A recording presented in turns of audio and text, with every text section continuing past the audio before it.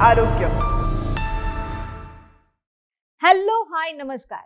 मैं हूं आपकी होस्ट और दोस्त कल्पिता और आपका स्वागत करती हूं हमारे कार्यक्रम में जिसका नाम है आरोग्य।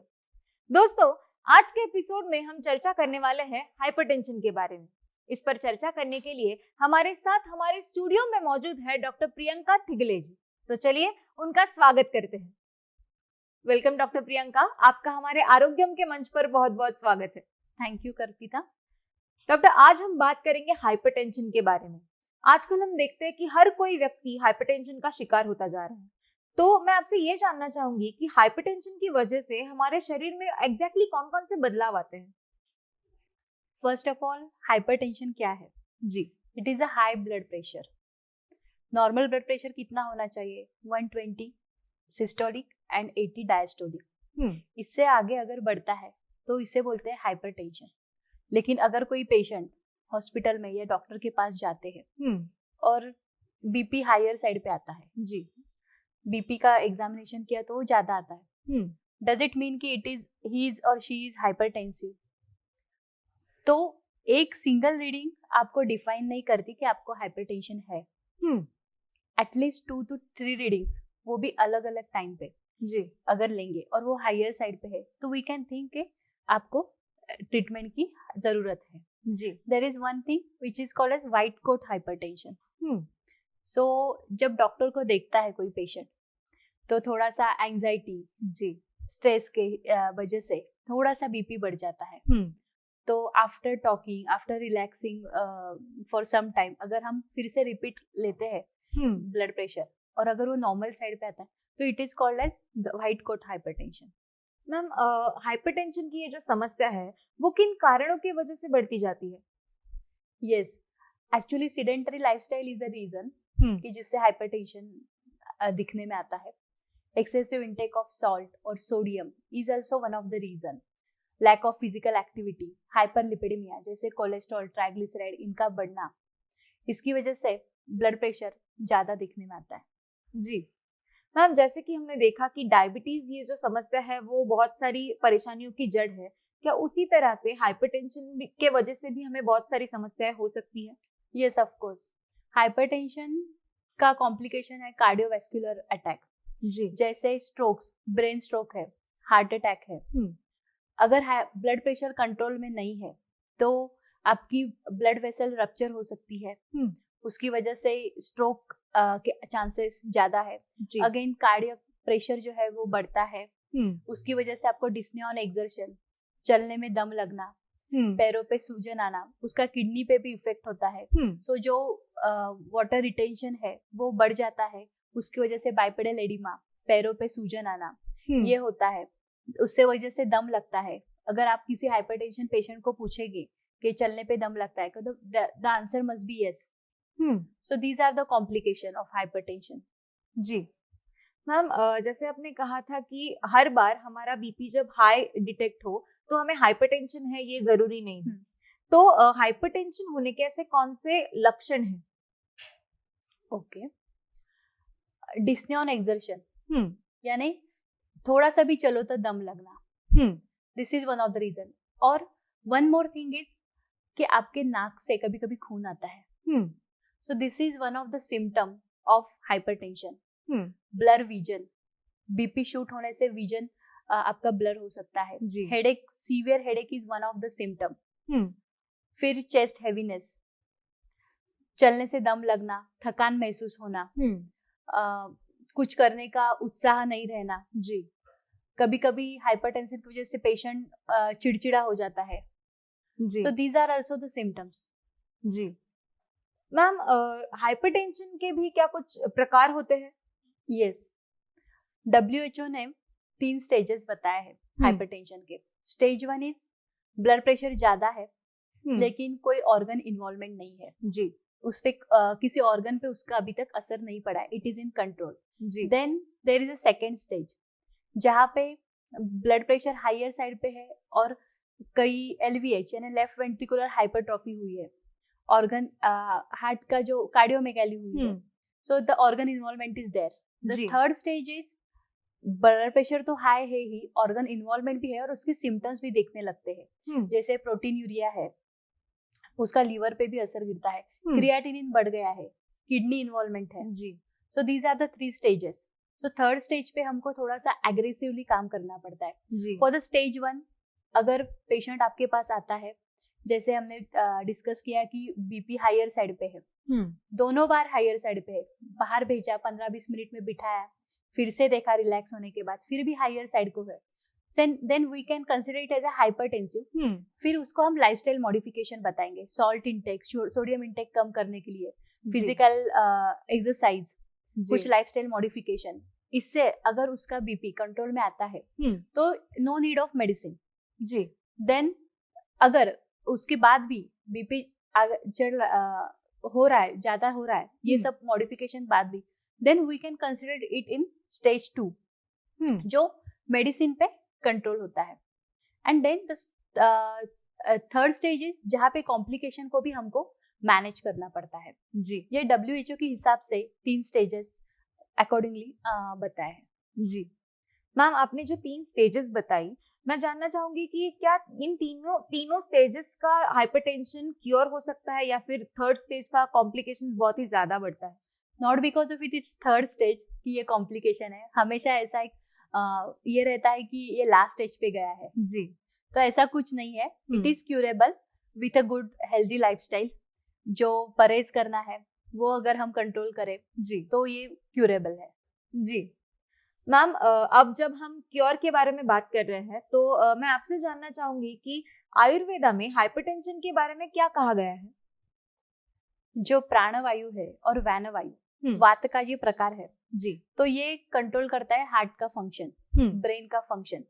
तो जब इसमें इम्बैलेंस आ जाता है तो हम उसको हाइपरटेंशन कहते हैं जी। इसकी वजह से शोथ, जैसे बाइपेडल एडिमा वो होता है, श्वास ये लक्षण दिखता है, डिस्निया दिखता है, तो उसे हम हाइपरटेंशन कहते हैं जी। Many times because of the mandagni, digestive fire जो रहता है जी, वो उसका फ्लेम लोअर साइड पे हो जाने से ये व्याधि होता है। तो कभी कभी मंदाग्नि अगर ट्रीट करे, डाइजेशन ठीक करे तो बहुत बार ऐसे पेशेंट का हाइपरटेंशन करेक्ट होता है जी। But again not everything is applied for everyone. everyone should be diagnosed with proper personal medical consulting। जी मैम, आपने कहा कि मंदाग्नि हमारे हाइपरटेंशन के लिए एक कारण हो सकता है। yes. तो ये किस तरह से रिलेटेड है? आयुर्वेदा में हर एक रोग का जो मूल है वो अग्नि बोला है जी। इट इज जाथर अग्नि। When it is in good control तो वो हमको एक हेल्दी एक अच्छी हेल्थ देता है जी। वो सब धातु को, सब दोषों को समान अवस्था में रखता है जिससे कोई प्रॉब्लम क्रिएट नहीं होता, जो नॉर्मल फंक्शन है वो अच्छे से रहता है। तो इसकी वजह से अगर मंदाग्नि है तो वो दोषों को कुपित करता है और उसकी वजह से हाइपरटेंशन होता है। जी मैम, अगर हाइपरटेंशन को हम निग्लेक्ट करें या फिर उससे ठीक तरह से ट्रीट ना करें तो हमें कौन कौन सी परेशानियों का सामना करना पड़ सकता है? Cerebrovascular stroke is one of the important and major complication of hypertension जी, कि rupture of blood vessel, blood pressure control में नहीं है और ब्लड वेसल्स रप्चर हो गई है तो जो वहां से आगे जाने वाला ब्लड सप्लाई है वो बंद हो जाता है and it causes the massive infarct. Infarct is death of the cells और टिश्यू जी। सो उसकी वजह से वो जो फंक्शन गवर्न करता है, वो जो ब्रेन का पार्ट है उसमें we can say कि अगर that part is controlling the activities of your hand, your walking, तो वो उस impairment of these functions will be there। अगर वो पार्ट जो है वो आपके बोलने को कंट्रोल करता है जी, तो स्पीच में स्लर स्पीच आ जाएगा, कभी कभी विजन लॉस हो सकता है, कंफ्यूजन आ सकता है, अचानक से फेंटिंग।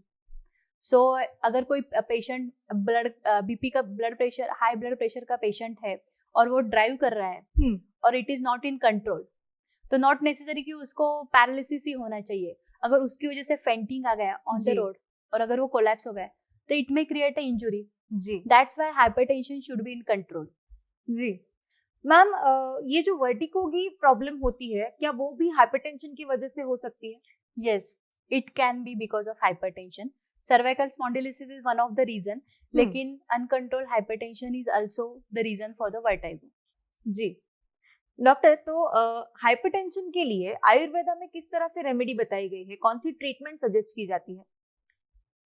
जैसे हमने बात की कि पित्त की वजह से एग्रीवेटेड पित्त दोष, उसकी वजह से भी ब्लड प्रेशर हायर साइड पे जाता है जी। So pacifying dosha will be helpful for controlling hypertension. तो कुछ डाइजेस्टिव मेडिसिन है जिससे डाइजेशन अच्छा होने वाला है, वात का अनुलोमन होने वाला है, न्यूट्रीफाई होने वाला है।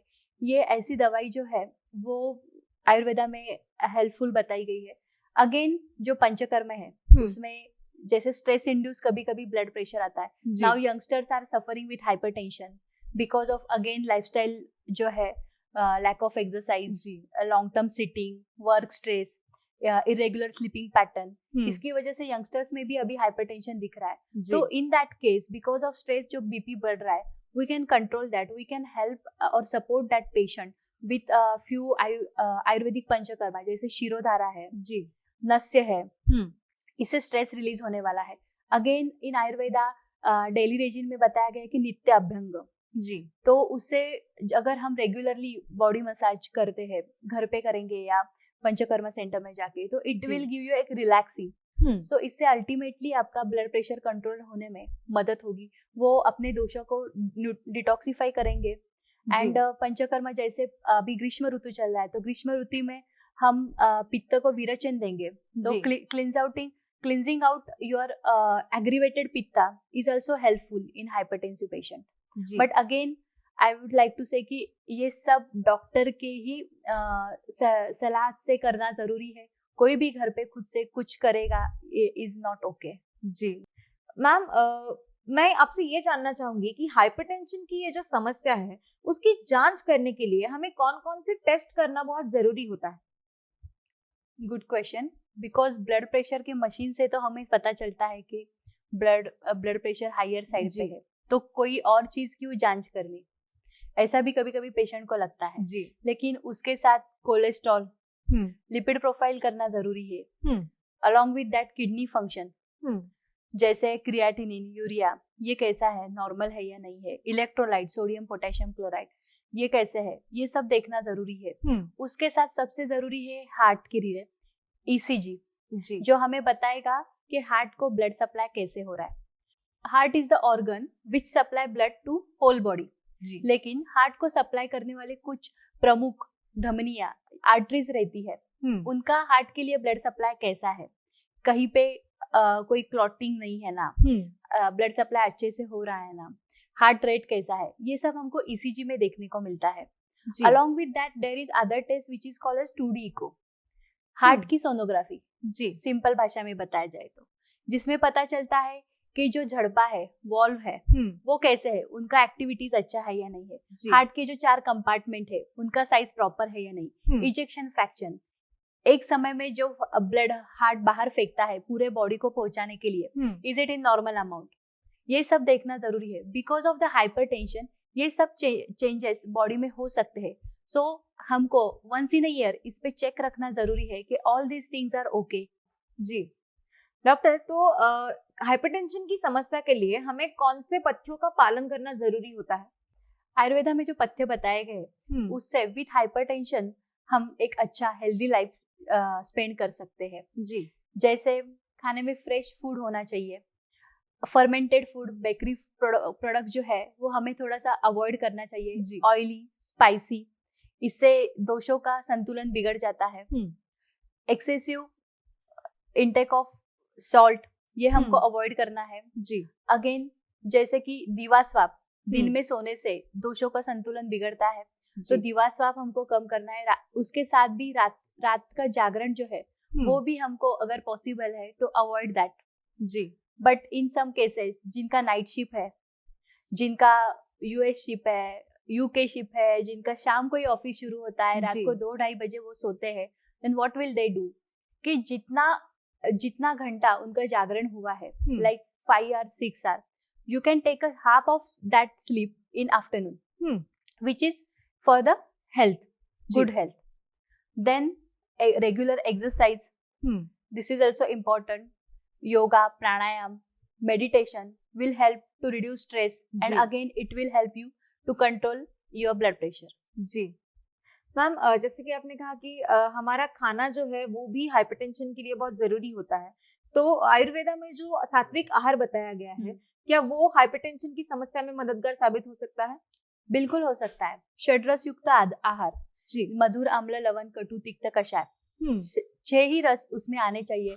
हर एक रस का पदार्थ हमारे डिश में होना चाहिए। जी आयुर्वेदा में सात्विक आहार जो बताया है वो स्पेसिफिकली षड्रस युक्त आहार, जी संतुलित आहार, ऐसा आयुर्वेदा ने बताया है कि जिससे षड्रस जो है वो बॉडी के अलग अलग फंक्शंस कंप्लीट करने में मदद करते हैं। उसमें से एक है कि हार्ट का नॉर्मल फंक्शन मेंटेन रहने के लिए भी षड्रसों का यूज है, लेकिन अगेन जैसे लवण रस वो एक्सेसिव नहीं है, हम नमक थोड़ा सा ही लेते हैं जी, तो उस हिसाब से लवण रस का इंटेक थोड़ा सा कम होना चाहिए। अदरवाइज सात्विक या संतुलित आहार हमको हाइपरटेंशन में मददयुक्त साबित होता है। जी मैम, आपने कहा था कि हमारा स्ट्रेस कम होने से भी हमारा हाइपरटेंशन बहुत कम हो सकता है, तो मेडिटेशन या योगा या फिर एक्सरसाइजेस किस तरह से मददगार साबित होती है? जैसे स्ट्रेस जो है वो तमोगुण बढ़ने से होता है। जब हम मेडिटेशन करते हैं, सूर्य नमस्कार करते हैं, योगासना करते हैं, इससे सत्व और रजोगुण का बैलेंस होता है जी, और हमको वो स्ट्रेस को फेस करने की एक ताकत आती है। अगेन इन आयुर्वेदा अभ्यंग है, शिरो अभ्यंग है, पादाभ्यंग है, जिससे स्ट्रेस रिलीज होता है। और अल्टीमेटली हाइपरटेंशन का एक और साइड इफेक्ट जो है कि विजन का लॉस होना, अगर अनकंट्रोल है तो जो आंखों पे प्रेशर आता है, स्ट्रेस आता है, तो वो रिलीज करने के लिए पादाभ्यंग जैसी चीजें जो है आयुर्वेदा में बताई गई, they are very much helpful. जी मैम, हाइपरटेंशन की ये जो समस्या है वो औरतों में कब ज्यादा मात्रा में दिखाई देती है? This is a nice question. Nowadays working womens are under lot of stress. जी, वर्क स्ट्रेस है, फैमिली स्ट्रेस है, again with that hormonal imbalance है, पीसीओडी जैसे समस्याओं से वो जूझ रही है। जी, because of stress there is a diabetes also, so in that case all these lead to the hypertension. जी, and one more thing, there is a one syndrome which is called as perimenopausal syndrome. Menopause होने के 3-4 साल पहले और menopause के बाद females में कुछ चेंजेस होते हैं बॉडी में, because of the essential hormones, उनकी जो रिक्वायर्ड नेसेसरी क्वांटिटी होती है वो कम हो जाती है gradually, so there are changes in female body. तब hypertension is one of the symptom in this perimenopausal age.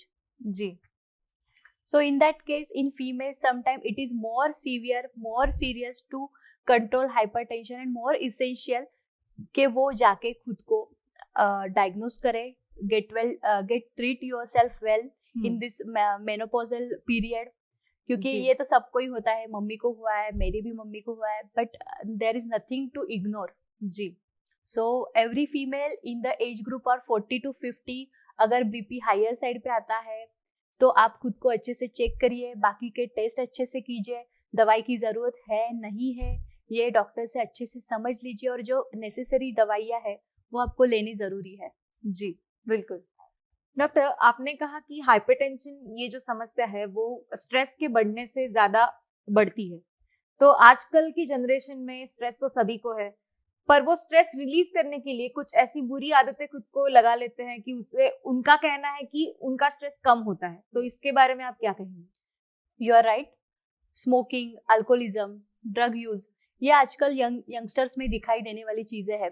Because of this fatty liver is there almost in even in females also, young female also fatty liver is there. अगर किसी का हम किसी भी चीज के लिए सोनोग्राफी करें, one of the finding is fatty liver. जी, so you are prone for hypertension. आप अगर ऐसा सोच रहे हो कि now I am in my 20s और मुझे अभी फ्यूचर में जब होगा देखा जाएगा, तो नहीं, यू आर ऑलरेडी बोइंग दो सीड्स कि मुझे वो हो जाए। सो इंस्टेड ऑफ दैट, अगर आप अच्छे से लाइफस्टाइल फॉलो कर रहे हैं, एक्सरसाइज कर रहे हैं, ये सब चीजों से दूर रह रहे हो, तो आप हाइपरटेंशन, डायबिटीज, इनफर्टिलिटी जैसे रोगों से खुद को बचा सकते हैं। जी मैम, हमारी जो मेंटल स्टेज होती है या फिर इमोशनल स्टेज होती है उसका हमारी स्ट्रेस लेवल पर बहुत ज्यादा असर होता है, तो इसे कंट्रोल करने के लिए और हमारा स्ट्रेस कम करने के लिए हम कौन सी चीजें कर सकते हैं? Kalpita, not everything is cure with medicine. जी, you don't have to meet doctor for every single thing. आपकी कुछ हॉबियाँ हो सकती है, जैसे पेंटिंग है, म्यूजिक सुनने को जाना है या गाना है, इससे आपका स्ट्रेस रिलीज हो रहा है, you can follow that. You will find pleasure in reading a different type of books. Comedy, कोई नाटक आ गया है वो देख रहे हो, मूवीज देख रहे हो, कोई कॉमेडी शो देख रहे हो, उससे आप अच्छे से हंस रहे हो, you are getting happy with that, so you can follow that. कुछ एक्सरसाइज है, जैसे आपको स्विमिंग से अच्छा लग रहा है, कभी कभी किसी को रनिंग से अच्छा लगता है, जिससे स्ट्रेस रिलीज होता है, तो you can also follow that. जी, meditation is the best thing, but along with this you can follow your hobbies also. जी मैम, आपने बहुत ही अच्छी जानकारी दी. मैं चाहूंगी कि जाते जाते आप हमारे दर्शकों को कुछ मार्गदर्शन करें. Hypertension is something that one should not ignore. अगर आपका बीपी हायर साइड पे कभी आता है, कभी भी आप चेक करने गए हैं, शायद तो दूसरी चीज के लिए गए हैं, सर्दी है, बुखार है, BP higher side, don't ignore that. At least कुछ 7-8 बार ऑब्जर्व कीजिए, खुद को डायग्नोस कीजिए. एक हेल्दी लाइफस्टाइल के साथ आप हाइपरटेंशन के साथ अच्छे से लाइफ स्पेंड कर सकते हैं. जी, thank you so much doctor. आपने अपना कीमती समय निकाला और आप हमारे स्टूडियो में आई, इसके लिए आपका बहुत बहुत शुक्रिया. Thank you. तो दोस्तों, अब अपनी होस्ट और दोस्त कल्पिता को इजाजत दीजिए. फिर मुलाकात होगी आरोग्यम के अगले एपिसोड में. तब तक अपना ख्याल रखिए.